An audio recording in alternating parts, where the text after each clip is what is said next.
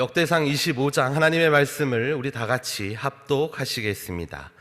다윗이 군대 장관들로 더불어 아삽과 헤만과 여두둔의 자손 중에서 구별하여 섬기게 하되 수금과 비파와 재금을 잡아 신령한 노래를 하게 하였으니 그 직무대로 일하는 자의 수요가 이러하니라.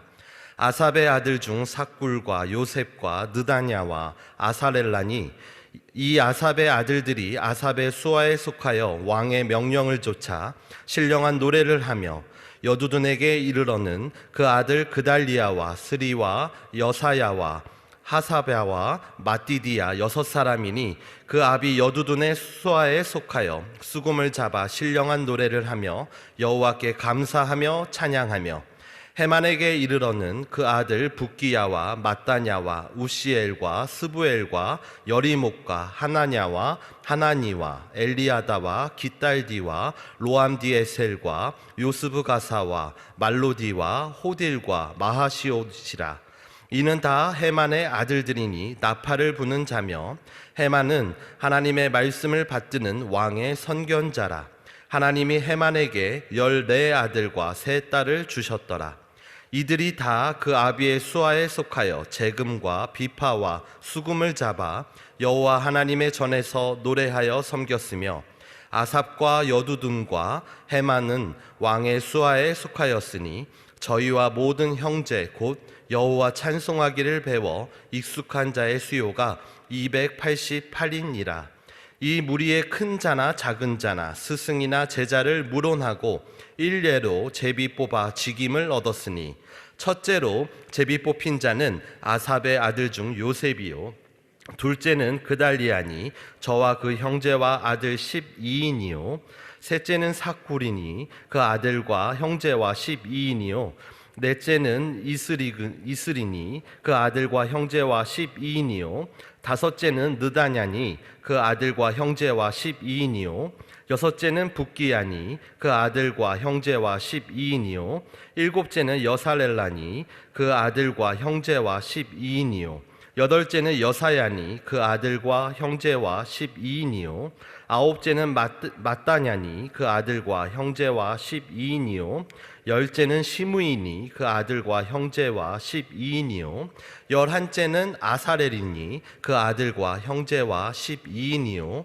열둘째는 하사랴니 그 아들과 형제와 12인이요 열셋째는 수바엘이니 그 아들과 형제와 12인이요 열넷째는 마띠디아니 그 아들과 형제와 12인이요 열다섯째는 여레모시니 그 아들과 형제와 12인이요 열여섯째는 하나냐니 그 아들과 형제와 12인이요 열일곱째는 요스브가사니 그 아들과 형제와 12인이요 열여덟째는 하나니니 그 아들과 형제와 12인이요 열아홉째는 말로디니 그 아들과 형제와 12인이요 스무째는 엘리아다니 그 아들과 형제와 12인이요 스물한째는 호딜리니 그 아들과 형제와 12인이요 스물둘째는 깃달디니 그 아들과 형제와 12인이요 스물셋째는 마하시옷이니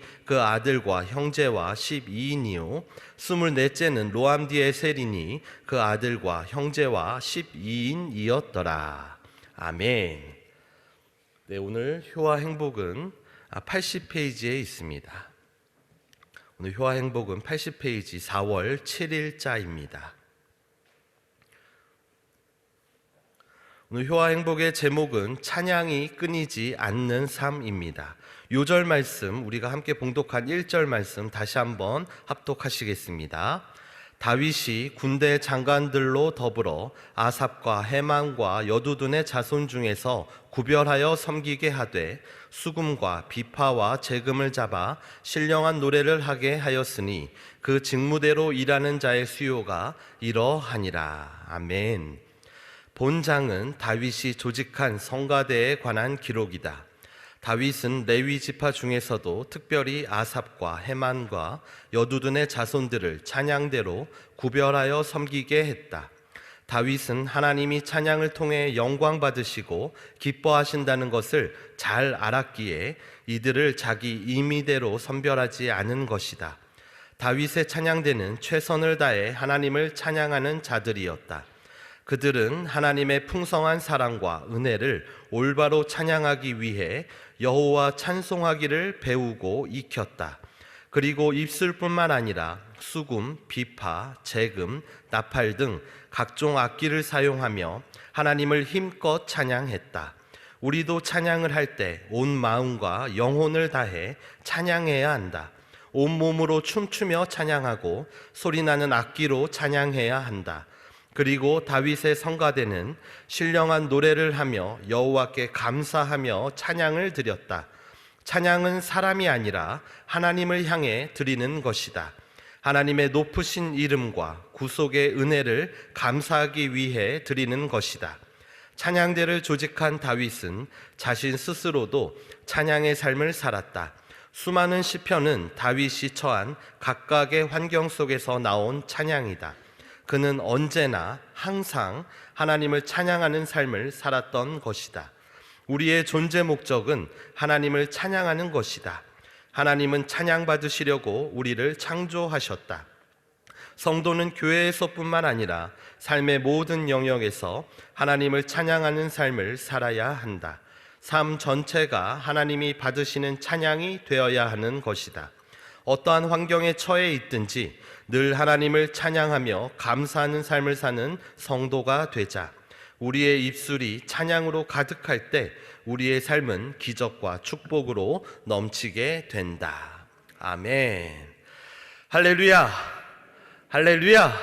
오늘도 주님 주시는 기쁨으로 충만하시길 바랍니다. 오늘은 함께 읽은 역대상 25장의 말씀으로 은혜를 나누고자 합니다. 효와 행복의 제목은 찬양이 끊이지 않는 삶입니다. 이전 24장에서 다윗은 앞으로 완성될 성전의 여러 기능을 위해 성전에서 봉사할 제사장들과 그들을 돕는 레위인들의 순서를 조직해 놓았습니다. 이어서 본장 25장에서는 성전에서 여호와를 찬양할 성가대를 24 반열로 조직해 이스라엘이 하나님께 대하여 취해야 할 올바른 신앙의 모습을 제시해 주고 있습니다. 즉 다윗은 제사장들로 하여금 제사 드리는 일을 감당케 해서 이스라엘 백성들이 하나님께 회개하는 삶과 고백하는 신앙을 갖도록 이끌었고, 이와 같은 일을 위해 찬양대를 24 반차로 조직한 것입니다. 광야 시절 모세의 성막에서는 찬양대에 대한 규례가 없었습니다. 이에 반해 다윗은 성전에서 봉사할 찬양대를 조직하였습니다. 이는 찬양 곧 신령한 노래의 중요성을 다시 한번 강조함과 동시에 하나님의 성전을 사모하는 다윗의 열망이 반영된 섬세한 그리고 세심한 준비라고 볼 수 있습니다. 사무엘하 23장 1절에는 이는 다윗의 마지막 말이라 이새의 아들 다윗이 말하며 높이 올리운 자 야곱의 하나님에게 기름 부음 받은 자 이스라엘의 노래 잘하는 자가 말하도다.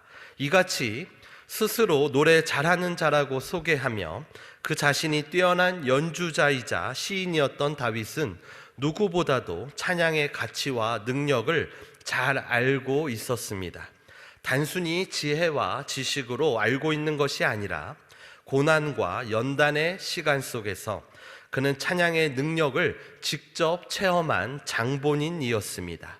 그래서 그는 4천여 명으로 구성된 찬양대를 구성하여 제사에 앞서, 전투에 앞서, 그리고 모든 일에 앞서 찬양으로 하나님께 감사의 찬송을 올렸던 것입니다.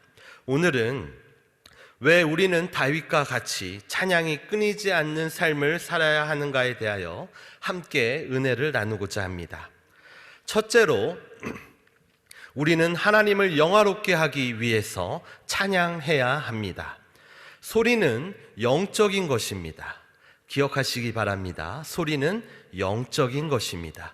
이에 대해서 물리적인 소리가 어떻게 영적인 것인가 의문을 가지는 분이 계실 수도 있겠지만 소리가 영적인 것은 너무나도 분명합니다. 로마서 10장 17절 말씀에 그러므로 믿음은 들음에서 나며 들음은 그리스도의 말씀으로 말미암느니라 라고 말씀하셨고요. 마가복음 11장 23절 말씀에는 내가 진실로 너희에게 이르노니 누구든지 이 산더러 들리어 바다에 던지우라 하며 그 말하는 것이 이룰 줄 믿고 마음에 의심치 아니하면 그대로 되리라. 성경은 분명하게 그리스도의 말씀을 들음에서 믿음이 생겨난다고 말씀하고 있으며 그 말하는 것이 이룰 줄 믿고 마음에 의심치 아니하면 그대로 되리라 라고 말씀하고 있습니다. 그러므로 우리가 무엇을 듣고 어떤 말을 하는지는 굉장히 중요한 문제이며 세심한 주의가 필요한 것이 바로 소리와 말입니다. 이와 같은 말 중에는 우리의 마음을 순간적으로 가볍고 즐겁게 할 수도 있고 어둡고 침울하게 할 수도 있는 말들이 있습니다. 우리가 타인으로부터 감사와 찬양을 들을 때에는 우리의 마음이 밝고 맑고 환하게 되고 기뻐집니다. 그러나 타인으로부터 원망과 불평을 들을 때에는 마음이 언짢아지고 어두워지며 침울해집니다. 하나님도 인격을 갖고 계시기 때문에 이와 마찬가지이십니다. 이사야서 43장 21절에 이 백성은 나를 위하여 지었나니 나의 찬송을 부르게 하려 함이니라. 시편 50편 23절 말씀에 감사로 제사를 드리는 자가 나를 영화롭게 하나니 그 행위를 옳게 하는 자에게 내가 하나님의 구원을 보이리라. 아멘. 이와 같이 우리의 찬양과 그 찬양에 담긴 감사는 하나님을 영화롭게 하는 것이고 하나님의 구원의 역사의 동기가 되는 것입니다.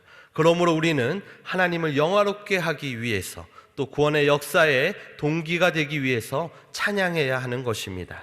둘째로 우리는 영적 전쟁에서 승리하기 위하여 찬양해야 합니다. 예수님께서는 요한복음 10장 10절 말씀에 도적이 오는 것은 도적질하고 죽이고 멸망시키려는 것뿐이라고 말씀하셨습니다. 마귀가 하는 일은 도적질하고 죽이고 멸망시키는 일뿐입니다. 따라서 주님이 주시는 평안과 기쁨과 소망과 생명이 우리 안에 있다면 마귀는 반드시 도적질하고 죽이기 위하여 우리를 찾아오게 돼 있습니다. 마귀가 오기 시작하는 곳은 바로 마음, 곧 생각입니다. 그래서 잠언 4장 23절 말씀에 무릇 지킬 만한 것보다 더욱 내 마음을 지키라. 생명의 근원이 이에서 남이니라 라고 말씀하고 있습니다.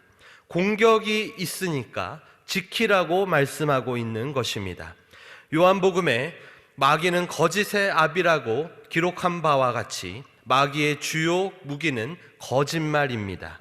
그래서 마귀는 온갖 거짓말을 통해서 평안이 있는 곳에 불안을 심고 기쁨이 있는 곳에 우울함을 심고 소망이 있는 곳에 낙심과 절망을 심어 우리를 도적질하고 죽이고 파괴하려 합니다.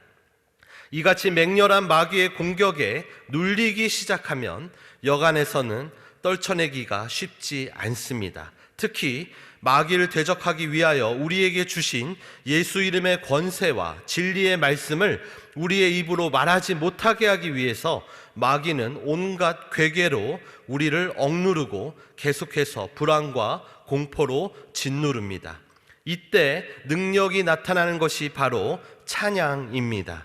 짓눌린 마음에, 불안과 공포에, 지치고 피곤한 몸과 마음에 기도하고자 하여도 기도하기 어려운 바로 그때 찬양이 능력이 되는 것입니다. 우리가 슬픔과 두려움 가운데 발버둥조차 치지 못하고 간신히 엎드려 미세한 소리로 찬송하고 있을 때 주님께서는 우리가 왜 엎드려 있는지 아십니다. 형편과 상황을 낱낱이 고하지 못하고 도움을 구할 힘조차 없을지라도 주님께서는 우리의 찬송 소리로 우리의 마음을 아시고 응답하시고 말씀하시기 시작하십니다. 찬양의 다른 표현인 신령한 노래는 히브리어로 하나베임이라고 합니다. 여기서 나베임은 나바라는 단어에서 변형된 것인데, 나바는 예언하다라는 의미를 지니고 있습니다. 여기서 예언이 점을 치는 것을 의미하는 것은 아닙니다. 하나님께서 맡기신 말씀을 대언하다라는 의미에서 예언입니다. 그래서 구약 성경의 많은 선지자들이 하나님의 영이 임하시면 신령한 노래를 불렀던 것입니다. 이같이 신령한 노래, 곧 찬양하는 자리에는 하나님의 말씀이 임합니다. 지치고 상한 마음으로 기도조차 할 수 없을 때 간신히 부르는 미세한 찬송 소리에 하나님께서는 응답하시고 말씀하시고 능력으로 임하셔서 원수 마귀가 떠나가게 하시고 찬송하는 우리에게는 새 힘을 주시는 것입니다.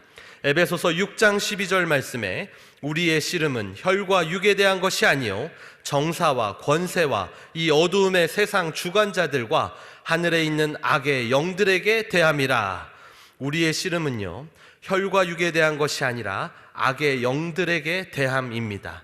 수시로 찾아오는 영적 전쟁에서 찬양의 능력으로 승리하신 여러분이 되시기를 예수님의 이름으로 축복합니다. 마지막 셋째로, 성령께서 일하게 하시기 위해서 우리는 찬양해야 합니다. 우리의 찬양과 입술의 고백은 성령의 역사가 일어나는 재료가 됩니다. 재료가 있어야 역사가 일어난다라는 것입니다. 사도행전 16장에는 이와 관련된 바울과 실라의 유명한 이야기가 기록되어 있습니다. 사도 바울과 실라가 기도하는 곳으로 가다가 점치는 귀신이 들린 여종을 만났습니다. 그 여종은 점치는 귀신을 통해 주인들에게 큰 이익을 주는 여인이었습니다. 그 귀신 들린 여종은 계속 바울의 뒤를 따라다니며 시끄러운 소리로 괴롭혔습니다. 그와 같은 일들이 여러 날 계속되고 반복되자 바울은 심히 괴로웠습니다. 이에 사도 바울은 귀신을 쫓아내고 여종을 고쳐주었습니다. 그러자 여종은 더 이상 점을 칠 수가 없었고 그 여종의 주인들이 점으로 얻은 수입이 끊긴 것을 보고 그들이 바울과 실라를 관원들에게 끌고 갑니다. 결국 바울과 실라는 거짓 모함에 심하게 매를 맞고 옥에 갇히게 되었습니다. 복음을 전하다가 감옥에 갇혔으니 실망하고 좌절할 만합니다. 그러나 바울과 실라는 놀랍게도 그 감옥에 갇힌 처지임에도 그 감옥 안에서 하나님을 찬양했습니다. 그러자 그 찬양에 성령의 능력이 나타났습니다. 사도행전 16장 25절에서 26절 말씀에 밤중쯤 되어 바울과 실라가 기도하고 하나님을 찬미하매 죄수들이 듣더라. 이에 호련히 큰 지진이 나서 옥터가 움직이고 문이 곧 다 열리며 모든 사람의 매인 것이 다 벗어진지라. 아멘. 바울과 실라가 찬양하자 성령의 능력이 임하여 큰 지진이 일어났고 옥터가 움직였고 문이 다 열리며 모든 사람의 매인 것이 벗어지게 된 것입니다. 옥을 지키던 간수가 깨어 옥문이 열린 것을 보고 죄수들이 도망한 줄 알고 칼을 빼어 자결하려 합니다. 사도 바울은 우리가 여기 있다고 큰 소리로 외쳐 그를 안심시켜 그의 생명을 살립니다. 그리고 간수와 그의 가족에게 복음을 전하였습니다. 여기에서 굉장히 유명한 말씀이 등장합니다. 사도행전 16장 31절 말씀입니다. 주 예수를 믿으라. 그리하면 너와 내 집이 구원을 얻으리라. 간수는 바울과 실라를 집으로 모시고 그 맞은 자리를 씻기고 자기와 온 가족들이 세례를 받아 구원을 얻게 됩니다. 바울과 실라의 찬송은 고난 중에 드린 찬송이었습니다. 복음을 전하다가 상을 받기는커녕 오히려 이유 없이 고난당하고 이유 없이 감옥에 갇힌 바울과 실라는 억울하고 화가 날 만한 상황에 처해 있었습니다. 그러나 그들은 억울해하지도 원망하지도 않았습니다. 오히려 그들은 감옥 속에서 한밤중에 하나님께 찬송과 기도를 드렸습니다. 그리고 그 찬양이 재료가 되어서 성령의 능력이 임하여 함께 있는 모든 이들을 구원하는 놀라운 구원의 역사가 나타나게 되었던 것입니다. 우리의 삶 가운데도 성령의 능력이 나타나기를 원하십니까? 그러면 바울과 실라와 같이 찬양하시기 바랍니다. 우리의 찬양이 재료가 되어 성령께서는 여러분의 삶 가운데 기적을 행하실 것입니다.